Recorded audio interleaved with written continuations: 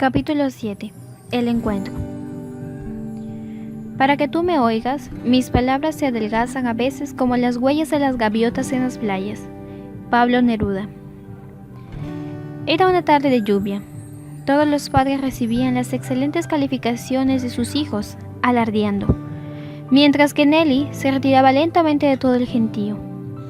María Laura la pudo percibir y se acercó silenciosamente a ella. Se presentó como la madre de Jessie, una compañera de su hija, y que tenía que hablar algo importante con ella. Nelly no podía creer que alguien se haya percatado de ella, pero reconoció que era la madre que había dado ideas claras acerca de la violencia que había en la escuela y de cómo se debía combatir. Se preguntaba, ¿será que sabrá que mi hija es maltratada? Sí. Román era el cabecilla de una banda que maltrataba a los demás, y que Nancy era víctima de ello. Le contó que su hija era la única que no despreciaba a Nancy. Entonces, le ofreció ir a su casa que quedaba a unas pocas cuadras de la escuela. Nelly aceptó y caminó animada. Llegaron a la Casa Blanca y Nelly abrió su corazón. No entendía por qué rechazaban tanto a su hija. El exceso de peso no era motivo de tanta burla y acoso. Hablaron durante varios minutos sobre cómo el buleador actúa sobre su víctima y que nadie es capaz de decir nada para no pasar a ser el buleado. Nancy se mostraba apagada, arisca, y su madre se sentía indignada. ¿Para eso pago? María Laura le escuchó pacientemente y le dijo que su hija era víctima de bullying. Después de esa noche, cuando retornó a su hogar, Nelly sentía paz. De alguien que le había transmitido amor y preocupación en cada palabra. Capítulo 8. Desplegando las velas. La no violencia requiere aprendizaje, con reglas precisas, tiempos largos y etapas bien definidas. Una estrategia educativa que tiene sus ritmos y sus espacios. Adaptado de Pascual Chávez.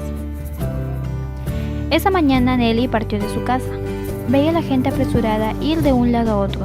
Se sentía triste, y el suelo era testigo de una lágrima. Pero apresuró sus pasos. Sabía que no podía llegar tarde. La cita era a las 8. Pronto se encontraba en la puerta del colegio y el psicólogo educacional la esperaba.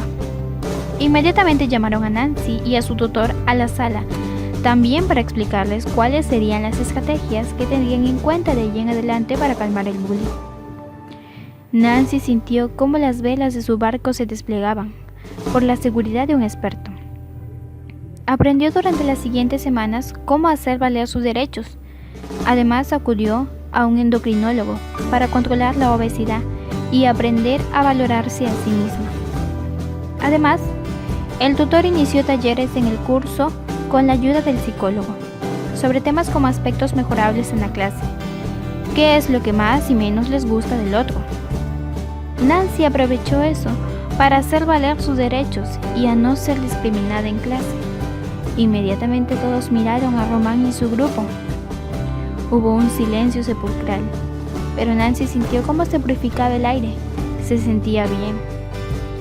Se instruyó a los profesores para que empatizaran bien con la niña discriminada. Todo el colegio empezó a trabajar para mejorar el bullying. Solo Román no estaba de acuerdo, quien constantemente era sancionado por el incumplimiento de las normas escolares. Habían adultos llamados los cascos azules, que se encargaban de cuidar que no hubiera ningún tipo de acoso en el colegio. En el mes de octubre se desarrolló la Semana Cero. Todos los profesores, alumnos y padres participaron con ideas nuevas y brillantes para mejorar. Nancy ahora navegaba con plenitud. Capítulo 9. Al borde del abismo. El erizo en marcha parece una pelota de espinos en movimiento, parado redondo como una castaña. No desprecien su pequeñez. ¿Quién osaría pegarle un puñetazo? Chuchen Poi. Sumido en el desánimo y el desconcierto, se encontraba el papá de Román. Su violenta vida se había convertido en un huracán descontrolado. Román era espejo de sus agresiones. ¿Cómo terminaría la infeliz vida de este niño? De pronto, una llamada interrumpió sus pensamientos. Era de la escuela. La dirección lo citaba para algo importante. Mientras esperaba en los pasillos de la escuela, leyó en la pizarra contigua frases como: criar a un niño significa llevar nuestra propia alma en las manos. Nunca ponernos en el peligro de que nos miren con frialdad o rencor, porque por nuestros propios actos ya no nos encuentren confiables. Significa darse cuenta humildemente de que las formas de dañar a un niño son infinitas.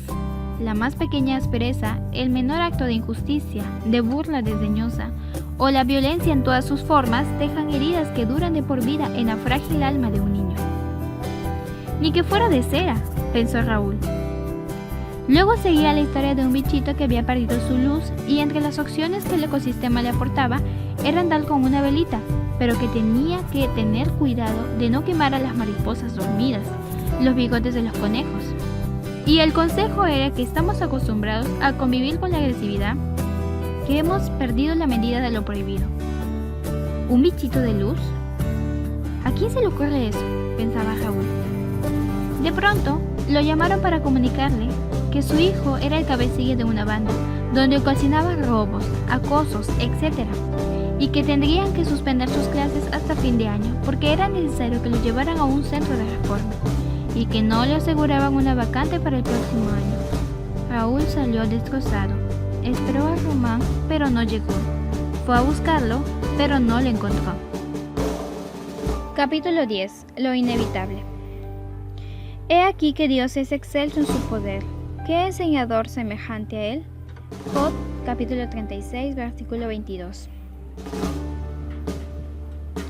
El año escolar estaba por terminar. Nancy había mejorado en sus notas escolares. Sus tareas eran excelentes. Incluso sus mismos compañeros que antes no compartían las tareas, ahora les interesaban sus brillantes ideas. Sus profesores también habían cambiado sus ideas con respecto a ella. Mientras que Román estaba completamente perdido. Ya no encontraba satisfacción en las burlas. Lo que ahora le importaba era el dinero. Vendía marihuana y la consumía. El joven altanero se convierte en un joven perdido. Solo esperaba encontrarse solo en su habitación para fumar durante horas y horas. Un día de calor, se escuchó en la calle de la escuela un sonido. Los policías rastreaban el lugar con la seguridad de encontrar a Román. Arrastrándose por el suelo, débil y cansado, con resignación, esperando su condena, los policías esposaron sus pálidas y delgadas muñecas. En la celda, húmeda, recordaba las palabras de su madre: porque en mis ojos eres de gran estima, eres honorable, yo te amo. Una y otra vez recordaba la frase que le transmitía paz. ¿Pero quién me ama? Sin duda el tiempo y la sabiduría escribirían el futuro. Capítulo 11. Descubriendo su espejo. No hay por qué talar el árbol. A veces, hasta cortar tan solo una hoja para mirar lo que pasa. Anónimo. Esperando en la sala se encontraba nervioso. Raúl nunca había contado sus cosas a nadie, pero se encontraba allí y comprendió que las conductas de su hijo eran el reflejo de sus acciones. Siempre lo maltrató y lo hacía porque era el preferido de su madre y quería lastimarla. Su voz se quebró por la culpa que lo acusaba. De la misma manera, la sesión continuaba y Román también estaba expuesto a una serie de preguntas. ¿Por qué maltratas a esa niña? ¿Qué sientes cuando lo haces? De pronto se dio cuenta que él solo lo hacía porque veía una persona débil, triste como él, que solo trataba de esconder su debilidad, creyéndose omnipotente y agresivo.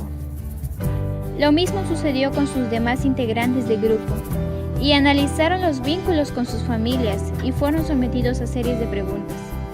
¿Cuántos jovencitos encontraron su salud mental? Porque la persona que agredían era el mismo reflejo de ellos. Capítulo 12. Amor a segunda vista. Solo quienes sean capaces de encarnar el amor serán aptos para el combate decisivo, el de recuperar cuanto de humanidad hemos perdido.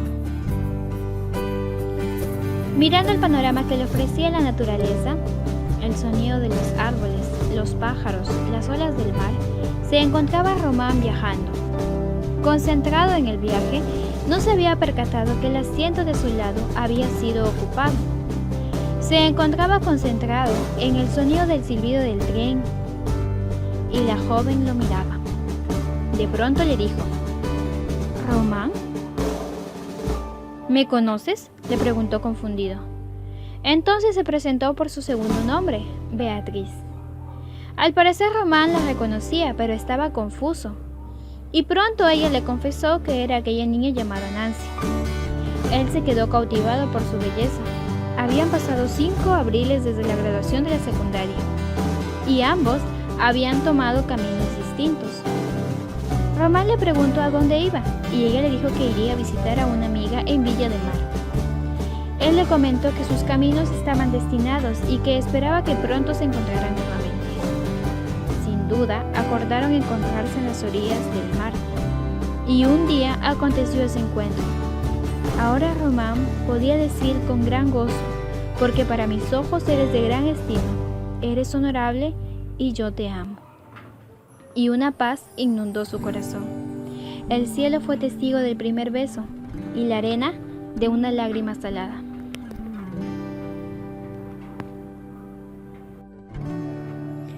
Capítulo 13. Desenlace fatal. Lo que hubiera podido pasar. Las personas no piensan en la repercusión que sus palabras y actitudes pueden tener sobre un niño, luego puber, luego hombre, porque habitualmente le atribuyen una existencia larvada. A una larva se le puede infligir cualquier tipo de lastimaduras, ya que un gusano no tiene ningún valor a sus ojos. Actúan como si la mariposa que los maravilla no hubiera salido de ese gusano. Nancy y Francoise Dalton. Nelly lloraba al pie de la tumba de Nancy. Su vida se había deteriorado, con tantos insultos por parte de sus compañeros, profesores. Al final creyó que todo lo que ellos decían de ella, que era un gusano, era verdad. Incluso aunque se había retirado de la escuela, seguía recibiendo mensajes con insultos. Por otro lado, si su padre nunca hubiera ido a buscar a Román, él se hubiera criado en la calle. Con tan solo 14 años, hubiera sido el cabecilla de muchos robos de todo tipo. Sus pequeñas piernas tratando de alcanzar los autos que robaba para huir de la policía. Incluso cuando hubiese sido llevado a la reforma, nunca le hubieran podido ayudar, porque siempre hubiera escapado. Entonces, a los 18 años, hubiera sido llevado por primera vez a la prisión y hubiera planeado un motín. Y a los 42, tras muchos años de delincuencia, marginalidad, prisiones, enfermo de cirrosis, encerrado en su propia prisión, sin poder escapar, porque nadie pudo detener su espíritu salvaje. Lucha en contra del acoso escolar para que tu escuela deje de ser tierra de nadie. ¿Recuerdas aquel niño que, acompañado de sus secuaces, acosaba a ese compañero más tímido? Y que muchas veces lo acompañaba linchada por medio de burlas, y que aquel niño intimidado no sabía qué hacer porque no encontraba paz ni en su propia casa, porque ahí también era acosado mediante mensajes de texto, emails, fotoblogs, y no podía reaccionar en contra de su bulleador. Yo solo espero que con la historia de este libro nos convirtamos en defensores de la justicia en favor de los que sufren bullying, y que colaboremos con proyectos, talleres, encuestas que próximamente estaremos viendo en la siguiente semana, y que nos darán muchas ideas para que juntos podamos combatir este tipo de problemas. Que Dios lo bendiga, queridos conquistadores. Maranata.